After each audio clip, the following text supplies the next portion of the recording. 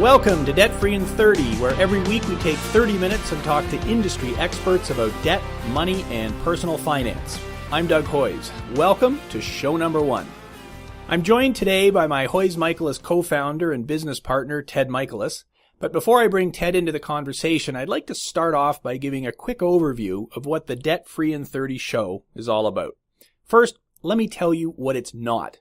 This show is not the Hoyes Michalos show, it's not a Hoyes Michalos infomercial, and it's not a Hoyes Michalos advertisement. Obviously, Ted and I are businessmen, we run Hoyes Michalos, and in a minute we'll set the stage by telling you what we're all about, but that's not the point of the show. We aren't going to spend every show talking about bankruptcy. What we want to do every week is take 30 minutes and talk about being debt-free. On every show, we'll have a guest, and we're going to pick guests that can give solid, practical advice. We'll have practical advice throughout the show because we want to give you information you can use in real life. Why is it even important to be debt-free? Isn't debt good? Isn't a mortgage or car loan a good thing? We'll explore those questions in future shows. How do you become debt-free? We'll talk about that too. What you won't hear is Doug and Ted talking to each other on every show. Our goal is to have as many different guests as possible on the show to give a wide variety of opinions on living debt-free. I want to bring on the show people who disagree with me. Let's explore all points of view. That's our plan. But first, let's set the stage for how we got to this point. So with that, let me welcome in Ted Michalos. Ted, how are you doing? Not bad, Doug. How are you today? I'm good. So give us a bit of a background on how you got into this business. Obviously, we've been working together for many years. I know where you came from, but why don't you explain how you got into this business? Yeah, this is going to be a little bit of ancient history, but for the people that don't know me, when I finished high school, I went straight into university. I only lasted a year. About 8 months in, I had to sell my car to be able to pay the rent, and, well, I just couldn't live without my car. That's, I guess, youthful exuberance for you. So I went to work in the fast food industry. I was managing a McDonald's franchise in Guelph. From there, I switched to truck driving, of all things. I drove trucks for 4 or 5 years, put my wife through university, and then when I got out, the choice was, do I buy a truck myself, or do I pursue something different? I think I probably made the right decision in pursuing something different. That was my accounting education. Started in a national firm, and then at some point, it just became apparent that the national firms really couldn't deal with people the way that you and I wanted to deal with people. They were good at dealing with banks and businesses, but they weren't very good with dealing with Joe Debtor. So you went to university many years after high school then? When I finally went back to university, yes, it was many years after high school. Thank you for pointing that out. There you go. So you were a mature student, I guess. But well, and I mean, on future shows, we're going to talk about students and student loans and student debts and all the rest of it. And it's an interesting perspective that when you first started at university, it sounds like you weren't really either ready for it or financially ready for it. I certainly wasn't ready financially, and I wasn't focused on what I was doing. So, but once you'd been out in the real world, working in the fast food business, driving a truck, you realized, okay, there is something a bit more that I want to accomplish. Yeah. So, hard work is a great motivator for higher education. Yeah, absolutely. And there's, driving a truck is not easy work. And I mean, my situation is much less interesting than yours. I went to high school. I, realized I wanted to become an accountant, went to university, became an accountant, and started working for the big firms. So, and I started out like all chartered accountants do, working in audit, which I found horribly boring because the purpose of audit is to make sure that the numbers reflect what happened last year. And it drove me crazy. After a while, I realized that the insolvency business was much more interesting because what you're trying to do is help people that have problems today fix them so that they can live again tomorrow. And that's where we ended up meeting. We both ended up at a firm that then merged with another firm, and I think we sort of got to the point where working for big guys really wasn't what we wanted to do. And that first firm now is out of the business, right? Well, I think the second firm is too. So you can give us a call, and we'll tell you all the names of these companies that still exist but don't do any kind of insolvency work. So we then started Hoyes Michalos, which opened its doors in, I guess it was January 2nd, 1999, when we officially opened our doors. And let's talk a little bit about what our philosophy is. I mean, there's lots of other firms that do what we do. What makes us any different than anybody else? Yeah, what I've been told by people that have come to see us over the years, and we're talking about thousands of people now, is that we've simply got a more humane approach to this whole experience that people are going through. Insolvency, financial distress, is not something pleasant. It's not something you'd wish on your worst enemy. But the reality is about 11% of all Canadians are going to experience this kind of trouble in their life. And what we realized early on was they weren't being treated very well. So when you say 11% of Canadians are going to experience this in their life, put that in numbers then. So I'm in a room and there's 100 people in there. More than 10 of them at some point are going to be in such financial difficulty that they're going to have to file a bankruptcy or consumer proposal. That's correct. I mean, this year we're projecting about 125,000 Canadians are going to file either bankruptcy or proposal. It's about an even split across the country. That's a phenomenal number when you think about it. But this is not something anybody ever talks about. You're not going to be sitting down at a barbecue or a family party or at Christmas saying, yeah, I filed bankruptcy this week. It's just not a conversation you're going to have. But it's a lot more common than anybody realizes. And that 125,000 number you state is less than what it was a few years ago during the height of the credit crisis and the Great Recession and all the rest of it, when it was over 150,000. So yeah, that's true. 2009, 2010, it was 140 to 150,000. So it's gone in the right direction. But we're not really comparing apples to apples here. 2009, 2010, the world was in a financial crisis, and it accelerated bankruptcy filings for people that were experiencing any kind of difficulty. Money just got really tight. We're back now to what I think are, unfortunately, normal levels. 125,000 Canadians this year. I bet next year it's 128,000, and that's just a function of the way our economy drives. Now, you said people don't like to talk about this. Why not? Why? I mean, it's just money. What's the big deal? Why don't we talk about it? Yeah, I've always found this strange. You can sit down with a stranger, say in a doctor's meeting room or in the emergency room, and they'll tell you everything that's wrong with them. They'll tell you what fungus is growing on what part of their body. But if you ask them at all about their finances, they just clam right up. We don't talk to people about how much we save, how much we spend.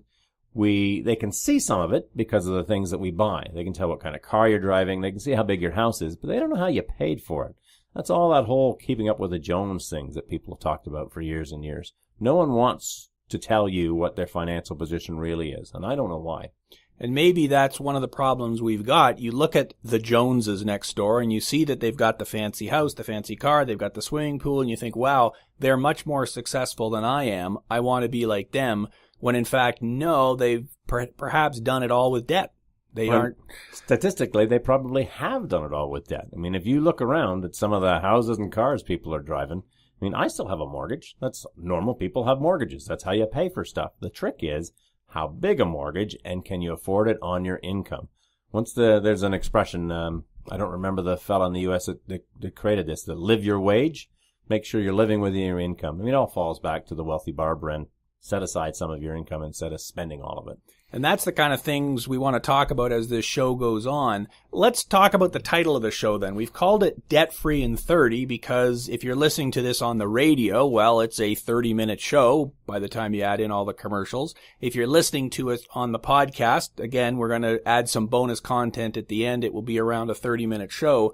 But we also use Debt Free in 30 as the tagline for our company, Hoyes, Michalos and Associates. What does it mean in that context? Well, I mean, we threw around a lot of ideas over time, but what we finally settled on was we need to convince people that it's worth having the conversation. And the way you do that is you say something that catches their ear. So, debt-free in 30. Well, does it sound like a sales pitch or a slogan? I guess it is to some extent, but we follow that with, if you can give us 30 minutes, we can help you to become debt-free. The majority of the people that contact us actually don't end up relying on our services. We point them in the right direction and they can move on, which is really the purpose of this show. Once we finish talking about us and our history, it's how can we get people to live debt-free? How can we get them to live within their means and therefore have richer, fuller lives? And that's an excellent approach. That's the way we've always done it. And you're right. You give us 30 minutes and we can show you how to be debt-free. We're going to take a quick break. And then when we come back from the break, let's talk about some of your pet peeves. What are the kind of things that drive you crazy? And I know where to push the hot button. So I think we're going to have fun with that. You're listening to Debt Free in 30. We'll be right back. Welcome back to Debt Free in 30, where every week we take 30 minutes and talk to industry experts about debt, money, and personal finance. This is our first show, so my guest today to kick things off is my business partner and Hoyes and Michalos co-founder, Ted Michalos. I'm Doug Hoyes. So, Ted, let's have some fun and talk about your pet peeves. I've worked with you for, I think, close to 20 years now, so I know what buttons to push to get you going, and I know one of those buttons is the word payday loans. So, why do you hate them so much? There goes my blood pressure. There you go. I'll tell you. Well, the problem with payday loans is it's a treadmill you can't get off. I understand the need. Okay, I've run out of cash. I don't have any savings. I gotta have $100 to get me through to Friday because I can't buy any groceries. I got no gas in my car. So you reach out and you go to one of these payday loan guys. And Friday comes around and you owe them $125. All right, so you pay it off, but now there isn't enough money left from your paycheck. So you got to borrow $125, which you'll pay them off on your next paycheck. What happens at your next paycheck? Well, now you owe them $150, and guess what? You haven't got enough cash to get you to your next paycheck. I think you can see where I'm going with this. It just drives me crazy. And is it the interest rate? Is it the short term of the loan? Like, what's the real problem with the payday loans then? Well, I guess it's the imputed interest rate because it's costing you so much money to borrow that small loan from them. It's not like calling Dad and saying, Dad, I need $100 till Friday, because Dad'll take $100 back. These guys won't. They got to make money, and they got to make it fast. Well, but let's do the math here. So, I mean, I was driving here today, and there was a billboard that said, it only costs, I don't know, $20 on 100 or something like that. Doesn't sound like that big a deal. I mean, I borrow $100 today. Next paycheck, I pay back $120. $20 isn't that big a number. What's the problem? I mean, what? Well, but again, it's cash flow. So the reason you got into trouble in the first place is you didn't have the first $100. And so when you pay these guys back, paying them $20 extra for the loan doesn't seem like a lot, but they also got to get their $100 back. And so now you're out that same $100 you were originally, plus another $20. I mean, there can't be a way out of this unless you suddenly know you've got some more money coming in. And the problem isn't the first loan. It's most of the people that we see have got multiple payday loans. So you've got 1, 2, 3, and it's not $100. Well, when we first started doing surveys of our average clients back in, 2005? We did the first Joe Debtor. The average payday loan balance was about $650.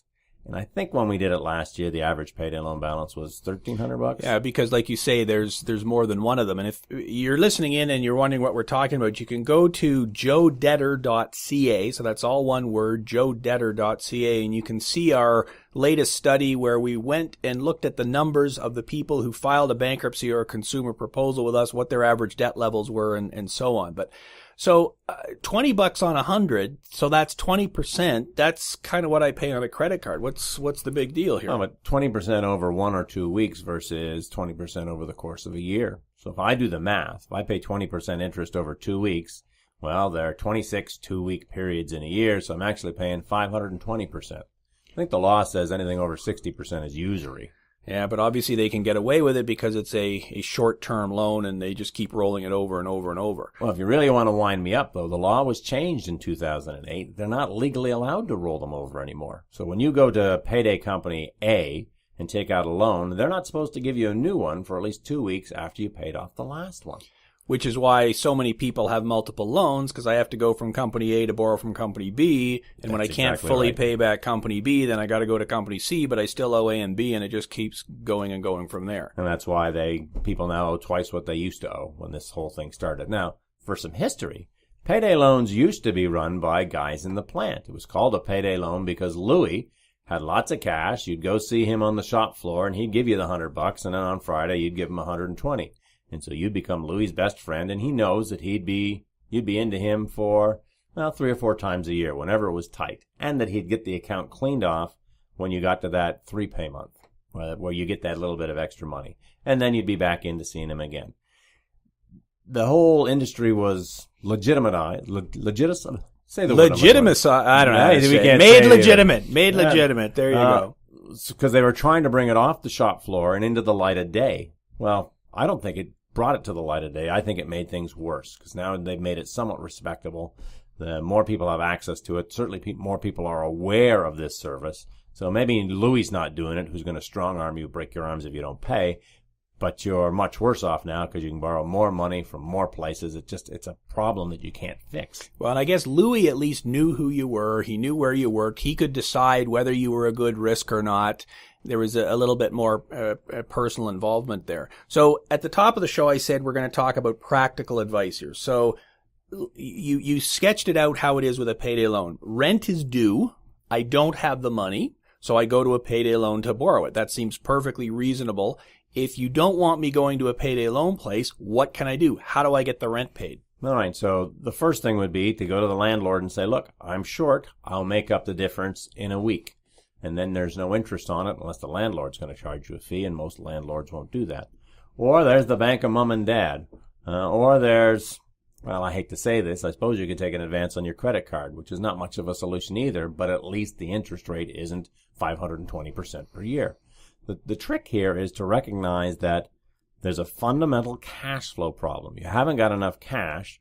You need to solve that short-term solution without creating a longer-term problem. And so you've got to think of some of these things. The payday loan is an easy solution. You see their ads, you see their billboards, you see their storefronts. You just go in and they will give you money. Well, the reason they'll give you money is because they're going to make a lot of money off of you. Yeah, I agree. You're borrowing the money because you've got an underlying problem. It's not a shortage of the money. It's a cash flow issue. You've been off work. You're spending too much, whatever it is. You've got to deal with that issue first, and then you can then deal with the other. And I agree. If you're behind on your rent, the person to talk to is your landlord, because most landlords aren't going to evict you if you're 3 days late with the rent. And they will, in most cases, allow you to get caught up so you don't get into this mess again. That's a lot better than paying almost 600% in interest, which is what you talked about. Thanks very much for that, Ted. We're going to take a quick break and then close out the show. You're listening to Debt Free in 30. Welcome back to Debt Free in 30. I'm Doug Hoyes, and it's time for the 30-second recap of what we discussed today. This was our first show, so in the first segment, my business partner Ted Michalos and I laid out our plans for the show, and we certainly hope you tune in every week. In the second segment, I turned Ted loose and let him talk about one of his pet peeves, and not surprisingly, he talked about payday loans. Payday loans are probably the most expensive legal form of borrowing in Canada, so it's not a surprise that Ted is not a big fan of them. That's what we talked about today. That's your 30-second recap. Now, what's my take on all this? Well, I agree with Ted. I think payday loans are a very expensive form of borrowing. And Ted hit the nail on the head when he said that you have to recognize that you have a fundamental short-term cash flow problem. And the trick is to make sure you don't create a long-term problem by borrowing from payday loan companies. And the example we used is the classic one. My rent is due on the 1st, but I don't get paid until the 3rd. What do? Well, I guess the answer is I go to a payday loan company so I can pay my landlord on time, and then on the 3rd when I get paid, great, I pay off the payday loan. Well, okay, that's certainly a strategy, but when you crunch the numbers, you find out that the cost of that payday loan, which you're only using for 3 days, can be a huge amount. And you certainly don't want to be doing that over and over again. And unfortunately, what we see at our firm at Hoyes, Michalos and Associates is that a lot of people don't just have one payday loan. They have multiple loans. I have to get one loan to pay off another one. And then I have to go to a third company and get a third one to pay off the first one. And it becomes an endless cycle. That is not the situation you want to get into. You'd be much better off going and talking to your landlord and saying, hey, I'm really sorry, but I can't give you the money until a couple of days later. In most cases, your landlord is probably going to be reasonable. Going to family and friends would probably be better than going to a payday loan company.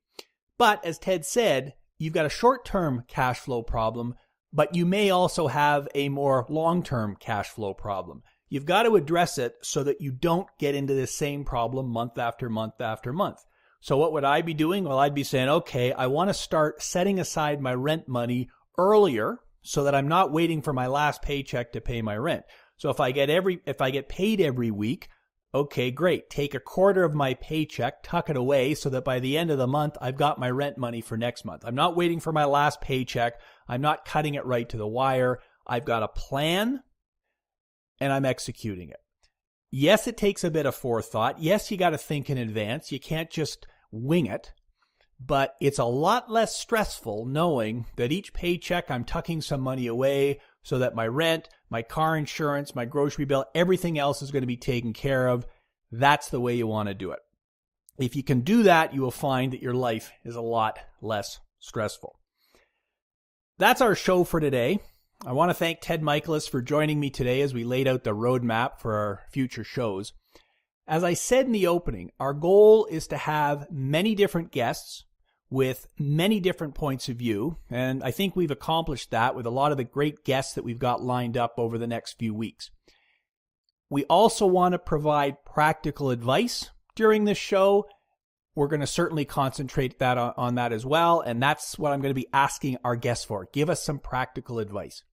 If you're listening to this on the radio, thanks for listening. Please make a note of the station and time this show is on so you can tune in again next week. If you're listening to this in podcast format, fantastic. Please subscribe on iTunes or whatever other podcast service you use so you can get the show every week. For more information on today's show or any of our shows, you can go to hoyes.com, that's HOYES.com, and read our show notes, get links to everything we discussed, listen to the show again on your computer, and even download an audio copy of the show so you can listen to it on your iPod or MP3 player. That's hoyes.com, HOYES.com for full show notes. Until next week, I'm Doug Hoyes. Thanks for listening to Debt Free in 30.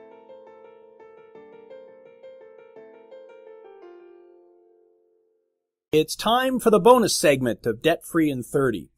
This show airs on the radio, and we're subject to some pretty tight time constraints. It's a 30-minute show on the radio, but when you put in commercials and newscasts and other radio station content, the actual running time is only about 22 minutes. So for our podcast listeners, on many of our shows, we'll have bonus content that you can only hear on the podcast.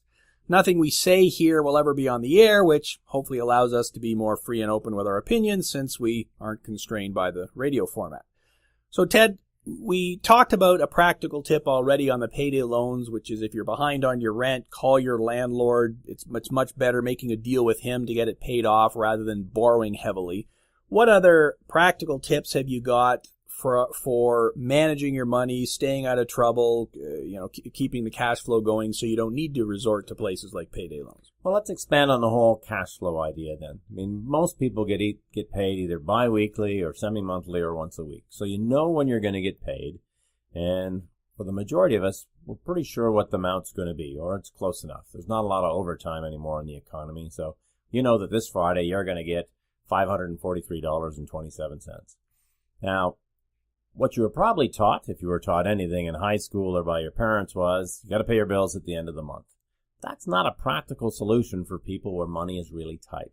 We like to suggest that you consider paying your bills when you get paid. So you know that every other week you get a paycheck. All right, on this paycheck, I pay my utility bill, I pay my car insurance, I make my car payment. My next paycheck is used for the rent and for groceries and things along those lines. It means going through and looking at your spending patterns, where does the money have to go every month, and then figuring out what's the balanced approach per paycheck. Now, it's a little bit of work up front, but you'll find that you have more cash in your pocket at the end of the day, and you're not worrying about making sure you can get to the end of the month and still have money left. So let's take a simple example then. So every month I have to pay my cell phone bill, and let's say it's $100. Okay. And because I'm with one of the big cell phone companies, the bill is due on the 21st of every month. That's the day they've picked. And of course, you're right. I either get paid weekly or bi-weekly. Well, I never get paid on the 21st. So the money is never there the day I need it. So what do I do then practically? How do I make that work so that I can pay the bills as I'm getting paid then? Okay, so let's assume, just so we can have this conversation, that you are getting paid every 2 weeks. So twice a year you get 3 pays. We're going to ignore those. Those are going to be your bonuses to yourself where you've got some extra money that wasn't put in your plan. Otherwise then, we get this list of things we have to pay every month, like our $100 cell phone bill that's due on the 21st. But we're going to try and pay it on the pay date that's closest to the middle of the month. Just because it has to be paid on the 21st, or stored by the 21st doesn't mean you have to pay it on the 21st. And so the biggest expense for most people is the rent. We've got to make sure that we've got a paycheck available for that. Almost the rest of your expenses are going to go on your next paycheck. Yeah, and obviously if you're paid weekly, bi-weekly, that'll have an impact on it. I had a person we worked with who had something like 20 different bank accounts. 20. Okay. Now, I thought she was crazy, but she said to me, look, I've got them at this bank that doesn't charge any service fees. I'm not going to say which one it is, but I think you all know which banks out there have no service charges. And so she said, it's easy to open up 20 different accounts. When my paycheck comes in, I just electronically put it in each one of the accounts. It's kind of like the old envelope method or the jar method. So I know my rent is $1,000 a month. I get paid every 2 weeks. So every 2 weeks when I get paid, I put $500 in my rent bank account. And then I pay my rent from that bank account, either with post-dated checks or pre-authorized payment, however it works with my landlord. So I don't have to worry about what day rent is due. Every payday, $500 goes into my bank account. So by the end of the month, the first of next month when my rent is due, my rent check is there. Now you said to ignore the third paycheck every month.